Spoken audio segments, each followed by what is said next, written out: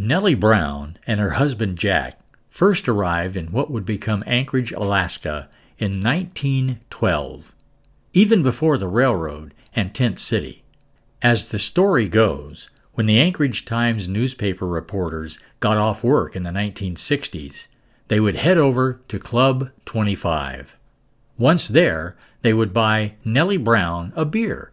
Her favorite was Olympia, by the way, and she would tell them stories about the very early days of Anchorage. John Jack Brown met Nellie Edith Shepard in Cordova, Alaska in 1911. The two were married on May 1, 1912 in Cordova, and soon after traveled by boat to the Upper Cook Inlet and Ship Creek, where Jack began working as a forest ranger. A tent on Ship Creek that served as the Forest Service office was also the Browns' home when they first arrived in what would become Anchorage.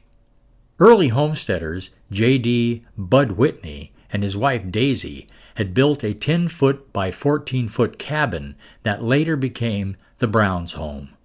And the Browns made their furniture out of grocery store crates. When Nellie Brown spoke of the area back then, she said, "It was very peaceful and quiet. Nothing unusual happened." And things were very spread out in those days.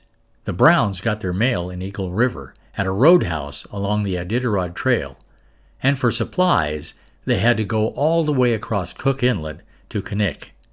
In 1913, Jack and Nellie built their own 3-room cabin on Ship Creek Flats. In 1914, things changed when the railroad set up a camp and a tent city full of railroad workers sprang up on the muddy banks of Ship Creek. Then, in 1920, the Browns moved to a homestead about 5 miles out of Anchorage on Green Lake, where they built a log cabin and a chicken house. They named the area Alderbrook. In 1940, the land was selected by the U.S. Army Air Force to become Elmendorf Field, now Joint Base Elmendorf-Richardson. The Browns sold Alderbrook, their homestead, for $2,500. And by the way, Alaskan artist Sidney Lawrence had met Nellie's family in Cordova and remained a close friend of the Browns, who had a collection of Sidney Lawrence paintings. Nellie and Jack returned to Anchorage in 1925, and in 1927 they moved into a cottage on Government Hill at 349 Harvard Avenue, where they stayed for most of their lives. In the 1940s, a surplus railroad passenger car became Nellie's Diner in Anchorage. It was a success. Nationally known comedian Joe E. Brown even ate there when visiting Anchorage. There is so much more to this story, but we'll have to leave the Browns this way. Jack Brown passed away in 1972. Nellie Brown continued to live on Government Hill until she moved to the Alaska Pioneer Home in Palmer.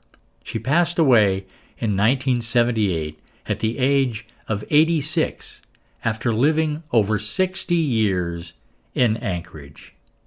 Did you enjoy this edition of the Anchorage Memories VIP Club and podcast? Well, the pioneers who first came to the mouth of Ship Creek and helped begin the town of Anchorage were indeed a hardy breed. Well, thank you for listening to this edition of the Anchorage Memories VIP Club and podcast. Be sure to join us next time. This is Mike of AnchorageMemories.com.